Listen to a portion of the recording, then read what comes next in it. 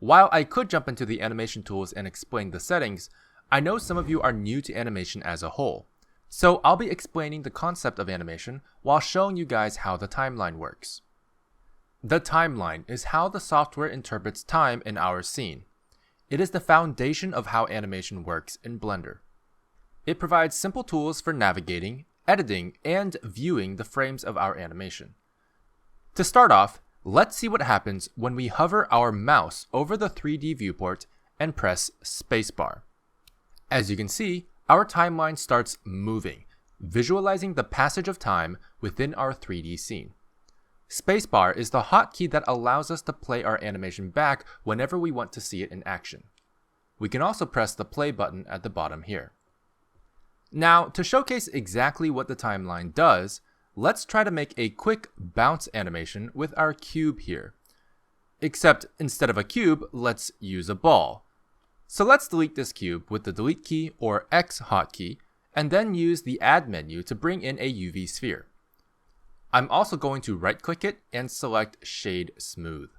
One feature of the timeline that makes animation very easy is this white circle button, which turns on auto keyframe mode. By clicking this, we can start transforming our ball freely, and keyframes will be automatically added for us. Since we're doing a bouncing animation, let's go ahead and move it up along the Z-axis. As you can see, this creates a diamond-shaped keyframe at our current frame on the timeline. Another way to insert keyframes manually is by right-clicking the object and going to Insert Keyframe, Lock Rot Scale. For hotkey users, you can also press I, as in Insert, to access the same menu.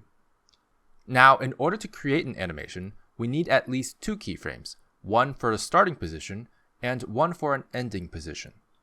Let's insert another keyframe for the ball to interpolate to. But creating another keyframe on the current frame simply overwrites our first keyframe.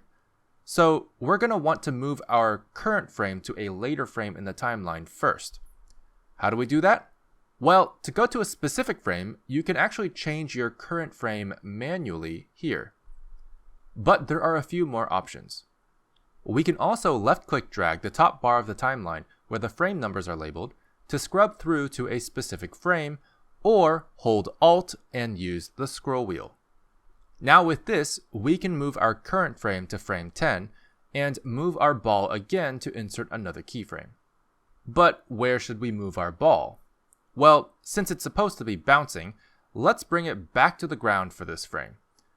We can do that easily by pressing Alt-G to bring it back to the origin, and then move it up just a bit so it's above the grid.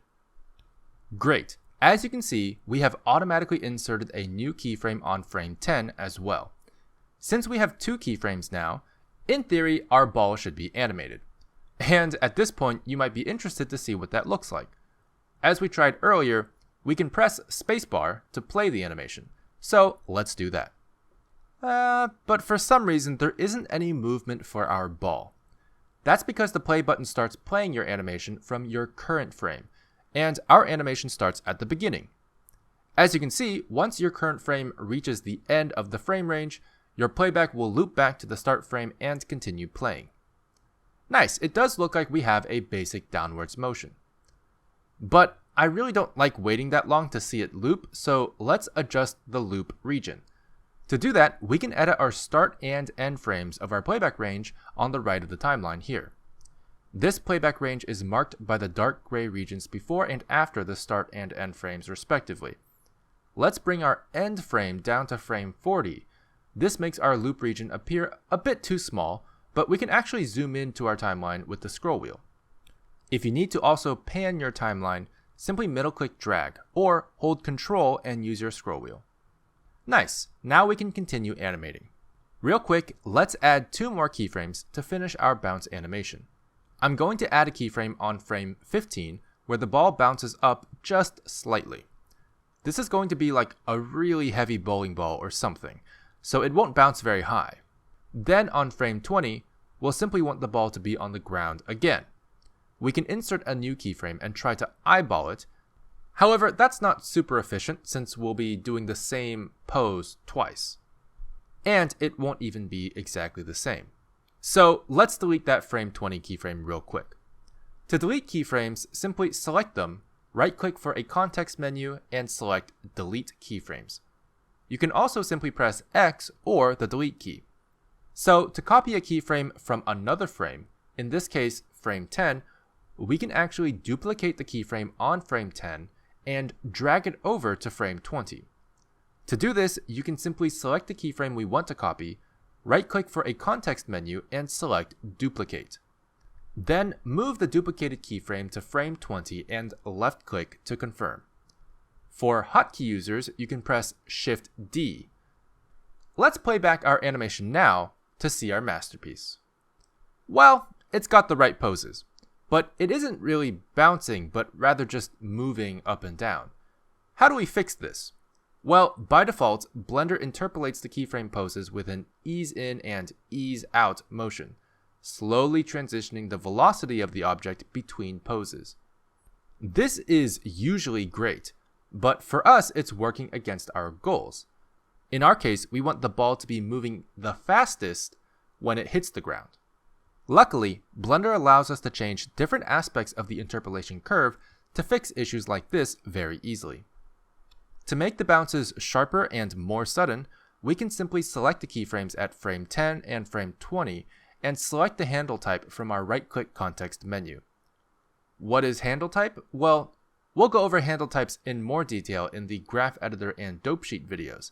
However, just know that if we select vector, our curves for the bounce should be fixed.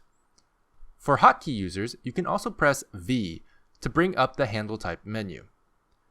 As you can see, we now have a bouncy bouncing ball. Congratulations, you've made a quick bouncing ball animation in Blender. But what if we wanted to slow it down a bit? Let's pretend it's going in slow motion. Luckily, with our timeline's basic keyframe manipulation features, that's easy. Simply select all the keyframes in your timeline by pressing A. Then you can bring your current frame back to the beginning and hit S to scale your keyframes outward from your current frame. As you can see, our keyframes are spacing out more and more as we drag our cursor. We can also type a number during this process to specify an amount to scale by. I'm going to type the number 2 and press enter to double the scale of our keyframes. This will space out our keyframes to be twice as far away from each other, thus making the animation twice as long and twice as slow. So, we've gone over the basic timeline features that are required to create an animation. Now, we're going to switch gears a bit and pretend that we're animating and the viewport starts to lag. You might also see a red number here during playback. This red FPS number means that your current playback speed is less than the actual FPS or frames per second marked in your render settings.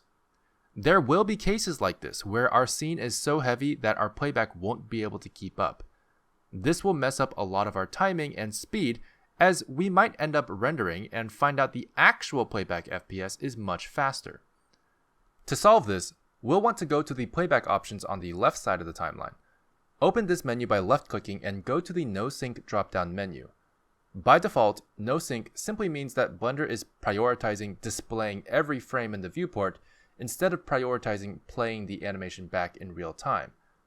This is typically good for seeing your whole animation without missing details, but not that great for timing purposes.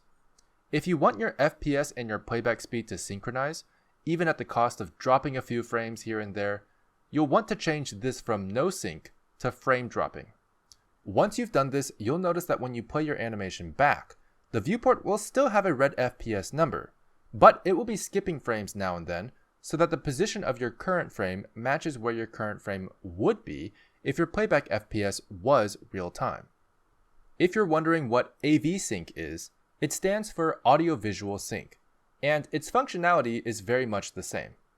It also drops frames, but prioritizes synchronizing your viewport playback with your audio playback, which you can import into the video editor timeline, but we'll go over that in a future video. Hopefully this gives you a good idea of how the timeline works for animation. In the next video, I'll be going over armatures and how to use pose mode to animate characters.